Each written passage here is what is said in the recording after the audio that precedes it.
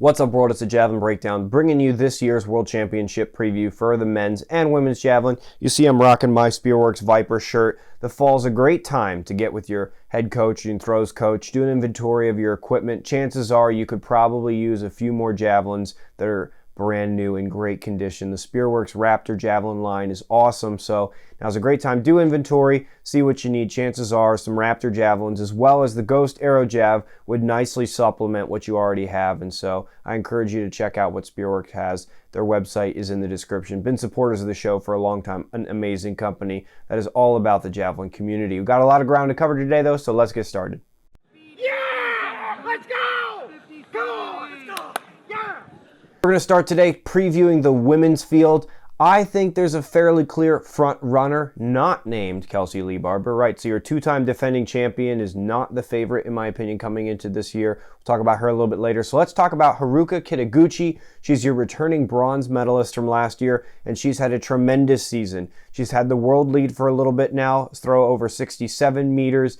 When you look at the World Athletics top list, and you can sort by all, which shows you any result from any meet. All right, so the form on the top list, there's best, which just shows each athlete once, and then they're sorted with all, which means any meet an athlete's been to will show up. It doesn't show every throw that athlete's taken this year, right? But it does show every meet. And so of the top 20 results in this season, Haruka has 6. So that's over 20% of the best throws, the best meets, right, have come from her. So she's been incredibly consistent, throwing far enough to deserve the #1 World Athletics rank coming into this meet. I think she has a very strong chance of winning the gold medal. Behind her, I think Mackenzie Little deserves a fair amount of recognition. She had a really great year last year, came into the World Championships, and on throw #1, put it down and was in the lead and was in a medal position until Kara Winger's 6-round heroics pushed her into 4th place. And so Mackenzie Little is here for a medal this year. She's doing really well. She's gotten over 65 meters, almost 66 meters. So she's cemented her place as one of the top throwers in the world. So I think getting on the medal stand is definitely something most likely going to see this year, and I think she has a legitimate chance at potentially winning as well. Haruka is definitely the favorite, but if I had to pick the next likely person, I would give Mackenzie that position. She's just had a tremendous year, and I think she's going to perform really well at the World Championship. Next, Kelsey Lee Barber, your two-time defending champion, has not had the strongest year. So she's thrown over 62 meters, the season's best. She's throwing distances that tell you, yeah, she's probably going to be able to make finals, but is she in form to defend her title? That is the big question. So just a little bit of history with Kelsey. When we look at her World Athletics profile, she had multiple throws well over 62 meters in 2019, leading into her first World Championship with a 65, a 65, a 67, 65, 64, 61 in qualifying, and then 66 to win in Doha. Now differently, coming into last year's World Championships, she had thrown 60, 56, 61, 60, 60, 61, 61 in qualifying, 66, 91 to win the title. So now that we've looked at that, you can see how in 2019 had a really strong build-up, wins her first title. In 2021, not quite as strong a build-up leading into Worlds, still defends her title. So now you're thinking, Christian, you just kind of made an argument against yourself, which, yeah, maybe I did. But I think it's going to be really hard to do a third time. I'd love to see her do it, but I think it's going to be really hard to do given the quality of the other throwers in the field. But we'll see. Another two ladies that I think we need to talk about when it comes to being towards the top, Lena Muse and Tori Peters. Lena and Tori having really strong seasons. Lena nearly throwing a personal best at 64 high, and Tori getting over 63 personal best and several other big throws over 60. So both of them have been fairly consistent. They both have some significant experience under their belts, and so coming into this World Championships, I definitely think they deserve to be in kind of that second group that's going to be making finals and pushing to place high and could potentially medal. Sigrid Borg of Norway had the world lead at one point. Since then, she struggled a little bit, not quite sure what's going on there, but given that she has produced a basically winning quality distance, can't count her out, but hasn't backed that up since, so kind of a wild card with her. You know, I always got to talk about top Americans. Maggie Harden Malone is definitely capable of making finals and getting on the podium. The question is her shoulder going to hold up? Can she keep the javelin in the sector? But if she can do that, certainly a chance, so you can't count her out. Adriana Vallejos, your U20 world champion from last year, throwing over 63 meters to win that. Certainly capable of making finals. This is going to be her first senior championship, so going to be interesting to see if she can rise to the occasion. She's had a fairly solid year this season, so it's possible, but in your first championship, really young, a lot of things to navigate, so we'll see how she handles. And there's certainly a bunch of other women that are capable of making finals. You just never know. That's what's so cool about Javelin. But the other women I just wanted to mention, Alina Tzenko, Tatiana Kaladovic, Nikolia Ogornikovic, and Shi Ying Lu, your former Olympic champion. So, women that are certainly capable, have a strong experience. There's I'm sure a couple others I missed. Hit me in the comments if you think I really blew it and missed somebody. Let me know. But this women's competition, I think, is going to be amazing, and I'll bring you my actual, top 5 or 6 or so in order predictions when I do my live show, hopefully next week or the following, and have a few people on to banter back and forth about that. But now let's take a look at the men's field.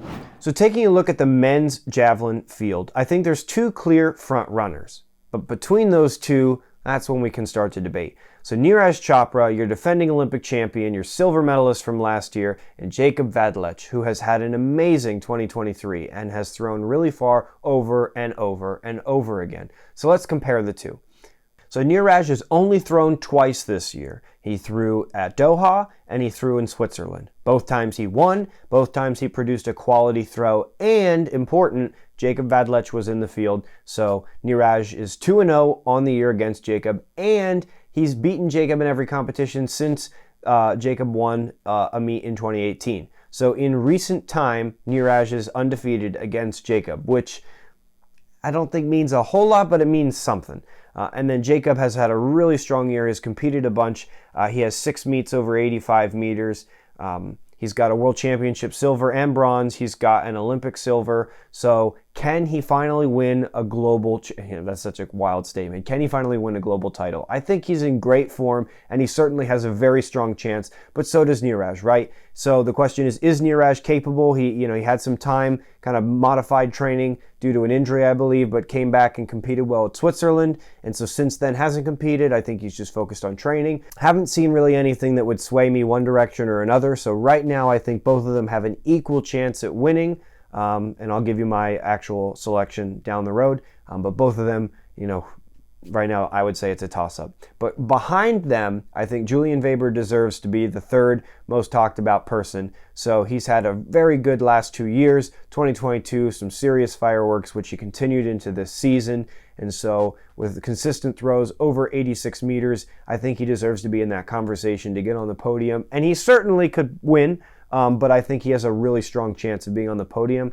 I think that there's at least a 70% chance that the podium's made up of those 3 in some order, with Weber most likely in third. Just like Kelsey, your 2-time defending champion on the men's side, Anderson Peters, not quite the season he's been looking for, even more so than Kelsey. So Anderson got over 85 meters earlier this season, but since then has just not looked himself. His acceleration, his positions at the front. A lot of people have messaged me and asked if I know what's up. Clearly something's going on. He just doesn't look himself. Really hoping whatever it is can be sorted out so he can be at his best and fight for a 3rd title this year. Because if he's in good form, you can't count him out. He's put it together twice, and that's extremely difficult to do, but he's just not looked the same the last couple months, so hopefully that can get sorted out.